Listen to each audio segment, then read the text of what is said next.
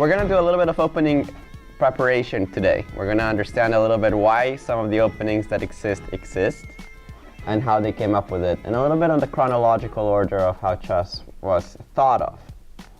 So we're going to start a little bit basic. We're going to start with some basic chess ideas. So for example, development. Does everybody know what development is? Anybody want to venture their definition of development? Yeah. Development is when you get all your pieces out to good squares so you can build up a really good attack or defense. Very good. So basically the idea of development is that you're bringing out your pieces to really good squares. Now let's define really good squares. Where are you usually trying to fight near the beginning? Yeah. For the center, right? So we're going to be focusing mainly on the center. Whoever controls the center at the beginning of the game has a really good chance of initiating either an attack or a counter-attack, depending on what their opponent's doing, because they have a greater control of the board. Whoever controls the center is in a really good spot in the game. So therefore, we easily get some of the main moves that exist for white. Now, in chess, 70% of the games are more or less played with the moves e4 and d4. So both e4 and d4 are very common. But there are other moves that also challenge the center, maybe in a little bit of a different way. So we'll go through them a little bit later, but just to tell you that they're knight f3 and c4. Other moves, though they exist, are not as common. The idea behind chess, a game called Shatranj, was played in India thousands of years ago, but it's not the chess that we know nowadays. They had slightly different rules. Yeah? I think it's started in the medieval times. In the medieval times, all right, getting a little closer. All right, chess as we know it now is thought to be fully developed in the Renaissance. So close enough. But the first historical records we have of games date back to the 1600s of actual chess games. Now we do have some other variations on the game, but actual chess started in the 1600s. And they already came up with very interesting ideas, such as the center. It was actually one of the first ideas that was ever seen in chess. So e4 was played all the way back in the 1600s, and most everybody replied with the more logical move, which is e5. So back then, everybody played like this. The Spanish one. Not yet the Spanish, right? So here, let's continue fighting for the center as white. Yeah? Knight f3. So knight f3 is very logical. It puts pressure on e5, and black has to defend against the threat, right? So what are possible moves here? D6 is called the Philidor defense. Now, does anybody know who Philidor was? Anybody? Philidor? Philidor was one of the first people to write about chess. So he actually published a chess book. And this was back in the 1700s. So this was actually a little bit later than the first games of chess. First games of chess actually thought, hey, this guy's attacking my pawn with a knight. I'll defend it with a knight. So how do you think they went? Yeah. Sure. Knight c6, which is the more common idea. Now, white has to keep putting pressure in the center. He can do this in many different ways. There are three moves that are more popular than the others. Anybody care to guess which ones they are? Yeah. Bishop c4. Bishop c4 was the first move that was ever really tried. Bishop c4 is very natural. It puts the bishop in a good square. It cannot really be attacked. It controls d5. It puts pressure on f7, which is a little bit weak. And it's overall a good developing move, right? It allows me to castle on the next move. Excellent. Bishop c4 is what we're going to see first. What other moves are there? Yeah. Bishop d5. Bishop where? d5. b5. b5, right. Bishop b5. So this is called the Ruy Lopez. Ruy Lopez. And that's called Ruy Lopez because of Ruy Lopez. That's actually a monk's name in Spain in the 1600s that also wrote about chess. And he came up with this idea of bishop b5. Now, the idea of bishop b5 is that it fights for the center in a slightly different way. It's called an indirect way. The bishop targets the knight on c6, which is the only defender of the center that black has right now. So this has been an idea for many, many years. And the last idea is a little bit more modern. It's called the Scotch game, and it goes d4. So all right, let's focus on bishop c4 first. So after bishop c4, what would be a natural way of playing? Yeah. Not Knight f6 is very normal, yeah. But knight g5 is the disadvantage. Is what? Knight g5 for white. So you're saying that you cannot play knight f6 because knight g5 Yeah, would be threatening. will be threatening f7. Now that's a line. This is actually possible for black and for white. This has been played at the grandmaster level many, many times. Actually, this was played a few years ago at this club, if I remember correctly, between, I want to say, Hikaru Nakamura and Josh Friedel, two of the top grandmasters in America. So it's possible to play this for both sides. Knight f6 is not a mistake. What else? What's a more natural developing move? Yeah? Bishop c4. Bishop. Maybe bishop c5. Bishop c5, correct. Now many moves here have been tried for white. But early on in chess, people understood the power of development. So in many cases, oops, why did I do that? In many cases, why did it go back to,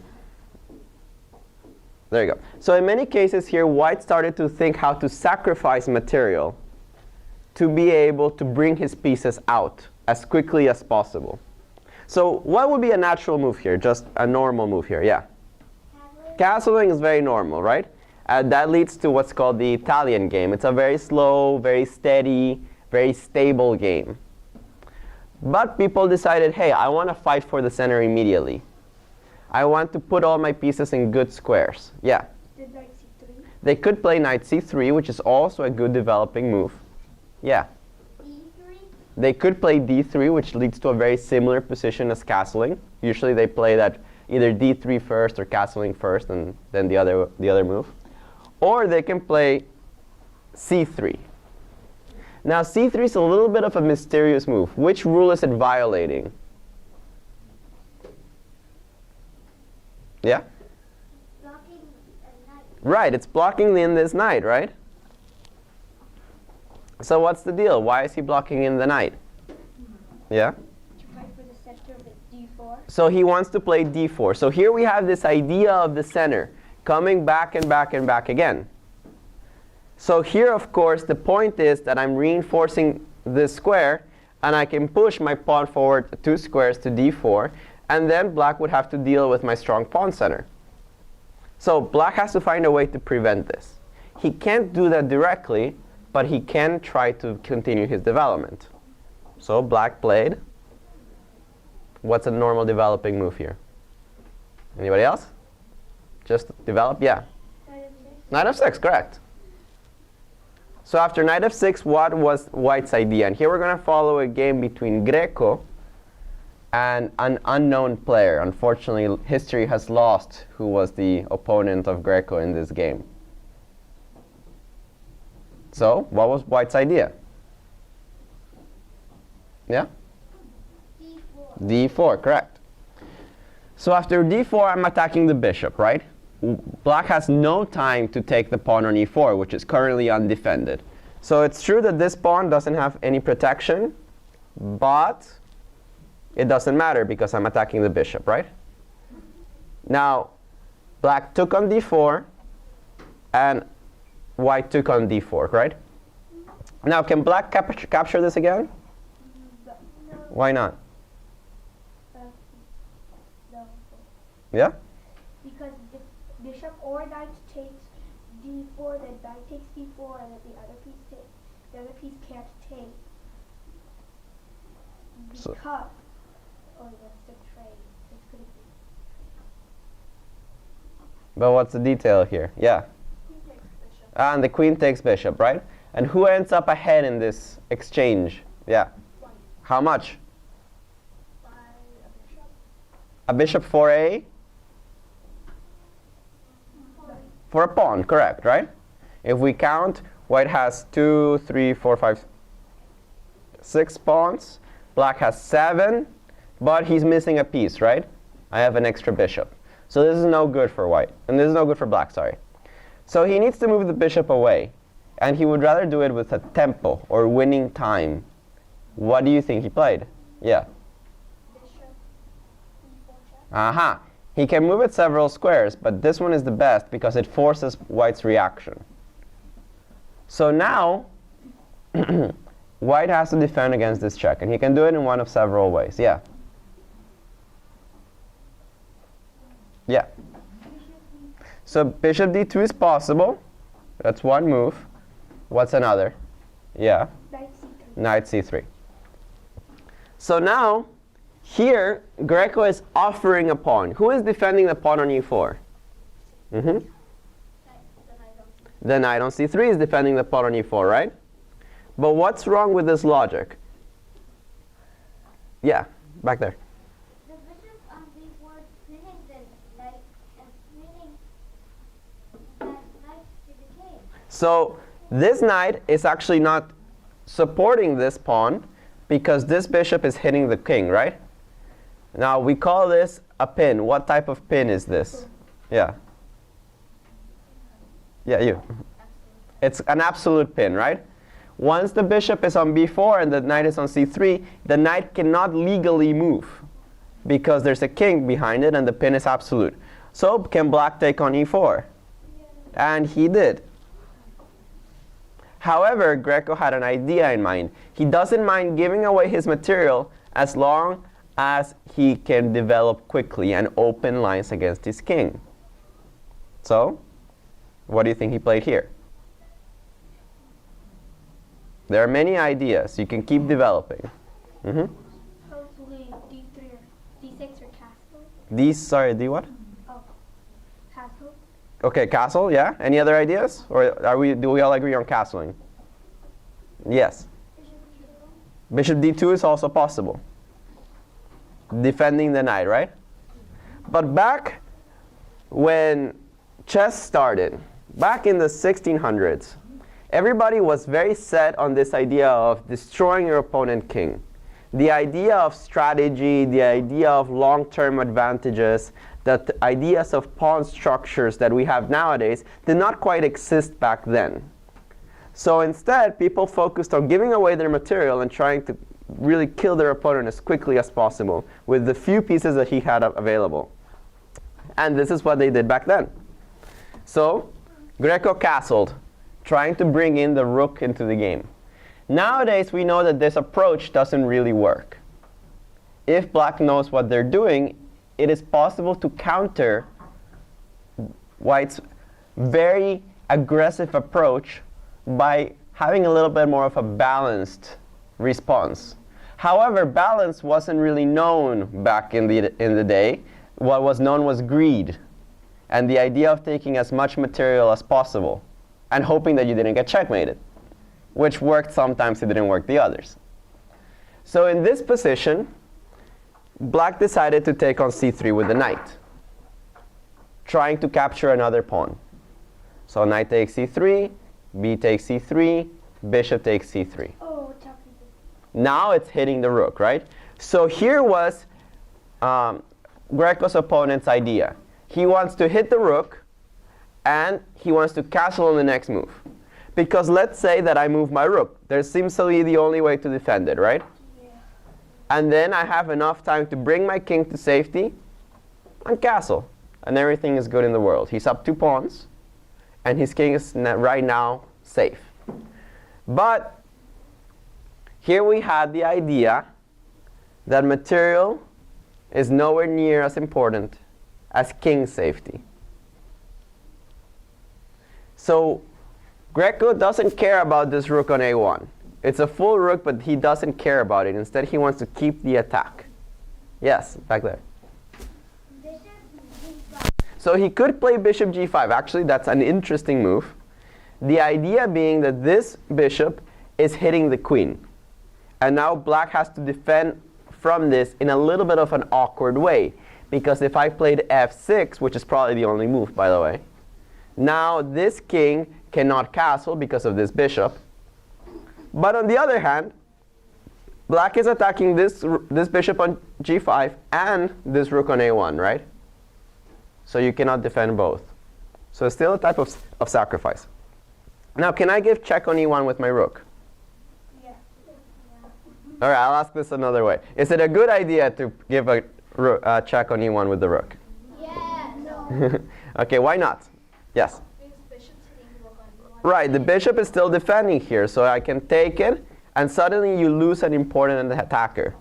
So now we see what's called relative value in pieces. So how much is a rook worth? 5. Are all rooks worth 5? Yeah.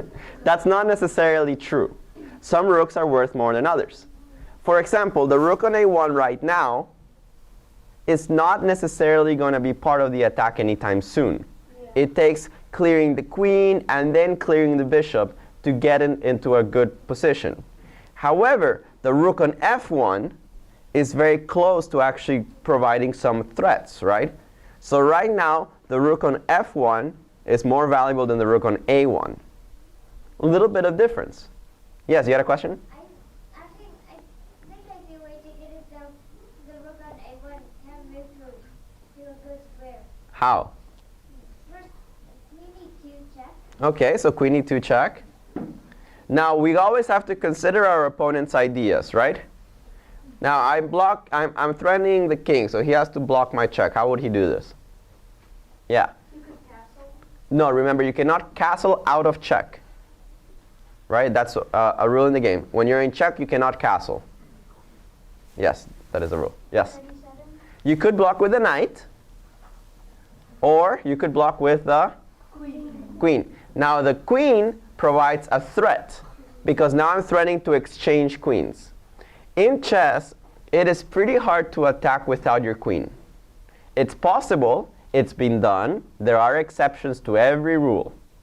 But for the normal game, you really need the queen to deliver that final blow on your opponent. So exchanging queens is not a good idea here for white. You don't want to put the queens touching each other, because at this moment, they would simply exchange, and then you would be left without your main attacker. So he doesn't want to check right away, although it's a decent idea. I see where you were going with it. I'm thinking about queen e2 check, king f8, bishop a3. Right, but he's not going to play king f8, right? You always have to remember that your opponent's going to try to play as best as he can. So in queen e2 check, he's not going to move the king. He's going to block with the queen. And then your attack is a little bit stopped. All right. So here, yeah. What happens if you move bishop to a3? So bishop to a3 has the idea that if you take on a1, you probably want to play something like queen e2 check or rook e1. Rook e1 check. And then I have to block here, right? You can take, take, and take. And now white is up material. If we count, white has, 13. well, let's count the differences. Bishop for a bishop, 1, 2, 3, 4, 5, 1, 2, 3, 4, 5, 6, 7, 2 rooks, queen. So black has, in pawns, 2 extra pawns, right? And white has a queen and a knight. How much is a queen and a knight worth? 13. And black has 2 rooks. How much is that worth? 10. Plus the 2 extra pawns? Wait, that's 12. Wait, somebody said 13? I rely on you guys blindly. I should not do that. I forgot about that. All right, yes, 9 plus 3 is 12. And the 2 rooks combined are worth how much? 10. Yes. Plus the 2 pawns? 12. So how much material is white up? 0. 0, actually. He is better in this position because the king is very exposed. That's true. But materially, he didn't win that much. Now, bishop a3 was actually a good move, to be fair. Bishop that final position is not so happy for black. But if you play bishop a3, there are other resources. You can play, for example, d6 and block out your bishop. That would be a little bit more sedate. So let's continue with the way Greco did things. He played queen b3. And queen b3 has a double attack. Double attack is a very powerful thing in chess because, kind of like in tic-tac-toe, if you cannot defend against both threats, you lose. And in this case, what are the two threats? Yes? Bishop takes f7 or queen takes c3. Yeah, so now we have this battery on f7 and this bishop on c3 is in the air. It's hanging. So black continues his greed. He plays bishop takes a1, saying, okay, take my pawn. I don't care. It's not checkmate. So he does, and king f8. So right now, we have a battle between ideas. We have king safety. Who has the king safety here? White. White, right? Against material. Who has material here? Black. Black. Now, when we have this kind of battles, time is of the essence. White only has a few moves to really attack properly and cause problems to black. If black is able to finish his development, the extra material will be too much for white to handle. Yes? Bishop a3 check. So we start thinking of ways of attacking. Now, bishop a3 check has the problem that although the bishop is checking, black can protect from this and develop at the same time. And you don't want to give your opponent the opportunity to develop. Yes? d6. Right, d6. Now I can try to bring my bishop out, and this bishop has been locked out of the game. But then the rook takes a1. Okay, yes, but you are not playing for material, right? Remember what your concept is now. You're playing for the attack. Even though you gain the bishop, you're still down material if we count, right? Black has 1, 2, 3, 4, 5, 6 pawns against white's 5, so he's up 1 pawn. And right now, how many rooks does he have? 2, and white has 1. Now, white does have an extra piece. Now, when one side has a piece, or a bit, which means a bishop or a knight, and the opponent has a rook, what do we call the difference in material? Anybody? No? Okay, it's called an exchange. A rook against a bishop or a knight. Having the rook is the advantage. So when you say you're up the exchange, it means that you have a rook and your opponent has a bishop or a knight. So here black has the exchange advantage and he's up a pawn. A total of 3 points ahead of white. So even though you recovered your bishop, you're still a lot behind. So it doesn't help you to go material hunting. You need to be hunting for the big guys, all right? Unless you get that queen or the king, it seems like you're not going to have enough material to justify your attack. So you could continue the attack. How? Yes? Rook e1. You could play rook e1, bringing more pieces into the attack. Perfectly good move. What else? Yes? Bishop g. Very good. Bishop g5. So remember that we're trying to develop with tempi. So this means that the bishop on g5 is currently posing a serious threat. What's the serious threat? Yeah? If the queen takes the bishop, the horse will take the queen. The knight will take the queen, correct. So this bishop is defended by the knight, so it cannot be taken, right? Instead of that, black needs to defend this queen because I'm threatening to take it, right? So how does he do this? Yeah? So he has to play the move knight e7. There is no choice. But this didn't help his development. The knight was already out, right? And now we have a pin on it on top of that. So this was a success for white so far. Let's continue the attack. Rook e1 is possible. Oops.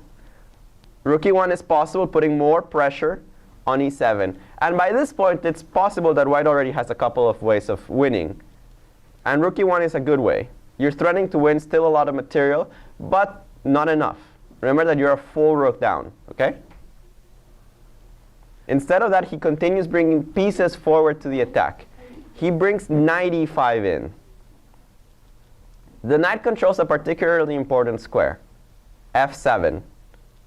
And it allows the queen a very nifty little spot. Now, where do you think the queen can go thanks to the knight move? Yeah? If bishop Mm-hmm. Threat bishop g8. Right? Threatening queen f7, checkmate. So now we start to see how white is weaving a mating net. He is trying to wrap black's king up in a position where he cannot escape. So yes, f7 would be delightful because that's where I can deliver checkmate. Now, also possible is to threaten queen f3 and try to check from this file. And notice how bad black's pieces are at defending the king. So knight e5 was played, and black continued with his rampage of greed. Bishop takes d4, also threatening the knight, right? Yeah. And bishop g6 was played. Now, why do you think white is offering the bishop? Oh, Right, this is called a clearance. The queen wants to go to f7 and deliver checkmate. And thanks to the knight on e5, it doesn't matter that you take my bishop. This is still checkmate.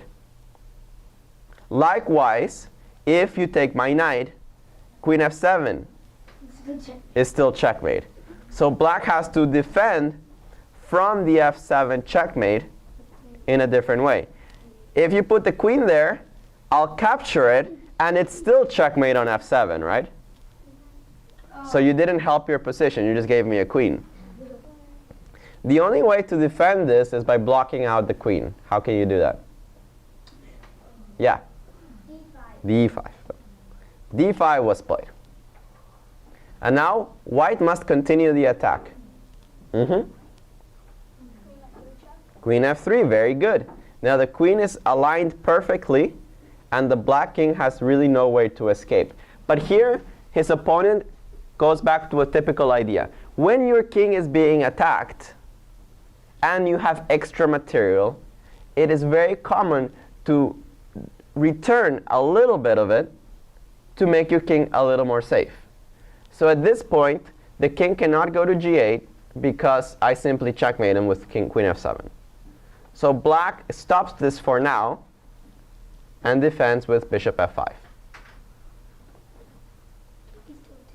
He can take, and The knight will take. but if the knight takes, what do you think white's going to play? queen takes. Queen takes f5 check.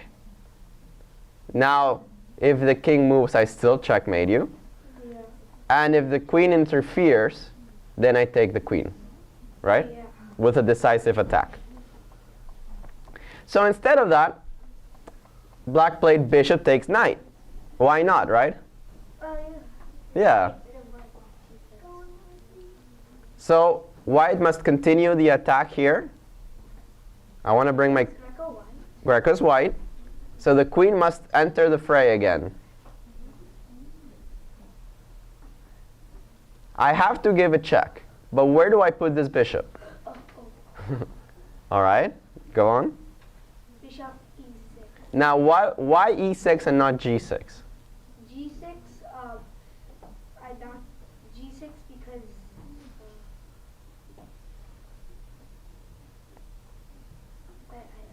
You don't know. Okay, that's fine. So here, Greco used something called calculation. Calculation is when you try to see ahead in the game and see what your opponent is going to do. This is usually a little bit easier when your opponent's choices are limited. So he has two good choices on where to check with the bishop. He wants to move the bishop somewhere where it defends f7 for me to checkmate with the queen on that square, right? That's the whole goal of the situation.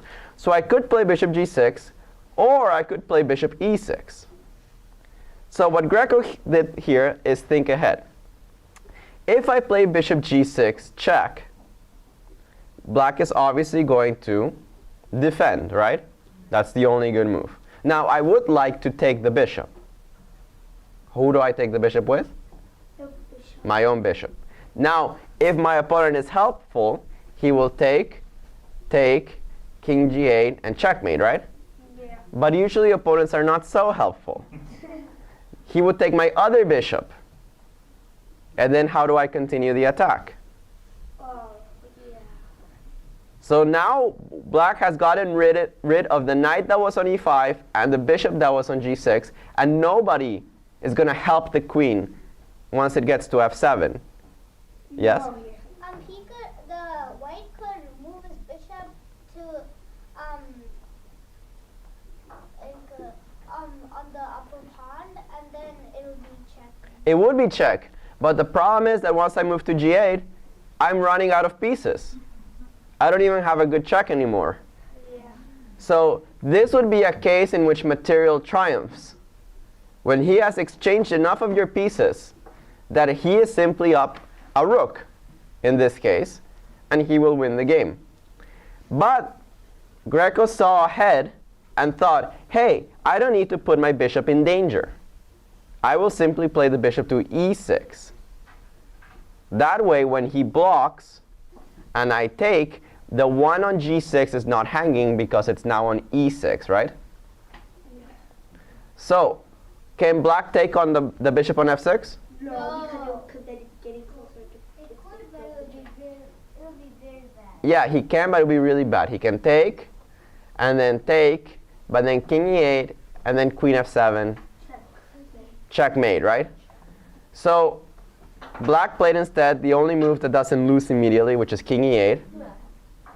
And then white simply continue the attack. And it's always nice to continue the attack if you can, on top of that, take some material.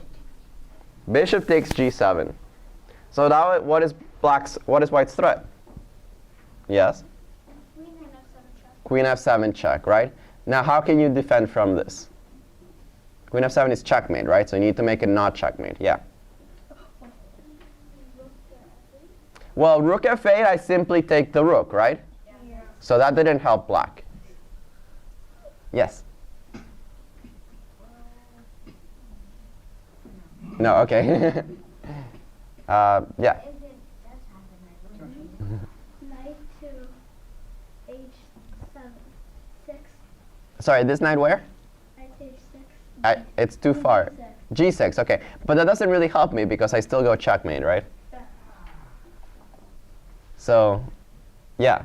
Knight to f5. Knight to f5, that would be interesting. Unfortunately, I can just take it, and you didn't really help your position that much. But it does prevent checkmate for now. Yeah? Okay. Yes? Queen d6. Very good. Queen d6 is probably the best move in the position. So how can white threaten something here? Let's give a check. Yeah. Queen f7. Let's go queen f7 anyways. King d8. Now, does black have any... Yeah. do you have any checks now? No. No, right? No. So how do you think white should continue here? Yeah? Bishop takes Well, now I can take the rook. h8. So what happened at the end? White's attack has been so strong that black had to return material little by little, right? First he had to return a bishop, then he had to return another bishop, and now he has to give away his rook on h8. And what happened at the end is that despite all the sacrifices that white made early on, he is the one that has more material now. He has one rook against one rook. Let's count these as equals. And we have 1, 2, 3, 4 pawns, 1, 2, 3, 4, 5 pawns, Or bishop. and there's a bishop, right? On top of that, my king is safe, and your king is quite the contrary of safe. Your rook on a8 is not doing anything, and I'm threatening what? Checkmate with Queen. queen f8. Because black's position was so bad, he actually resigned in this position because now he has nothing left to play for. He's down material. He's going to get checkmated really soon. His king is unsafe, and he no longer has a good plan to play for because his old plan of playing for the material in the long game has evaporated. There is no longer any hope for him. He decided to resign. So, in old chess, it was very common to see all these kind of crazy romantic games. Does anybody know what romantic means? A romance game in chess. Chess, right? We're not talking about couples here. A romance game in chess is one that is usually short, in which one side sacrifices a lot of material, kind of like in this game, to go after the king very quickly with a very powerful attack. And this was the style of chess that was predominant for almost 200, 250 years, where everybody thought, hey, I should give up all of my pieces and try to checkmate my opponent. And black usually black, was very nice and usually accepted all the material. However, later on it became clear that there were ways of preventing this from early on. Actually, this variation is now kind of defunct, which means it doesn't exist really anymore, because people figured out that at this point, black has already taken a pawn. I don't need to take a second one. I'm already up material. So after bishop takes knight, pawn takes, the control of the center is most important. You play d5, hitting the bishop with a tempo. Let's say the bishop retreats, and you finish castling. So what can you say about the king? Is it safe? Yeah. Right. Is white's king safe? Yeah. Yeah, they're both safe. But what's the difference in the position?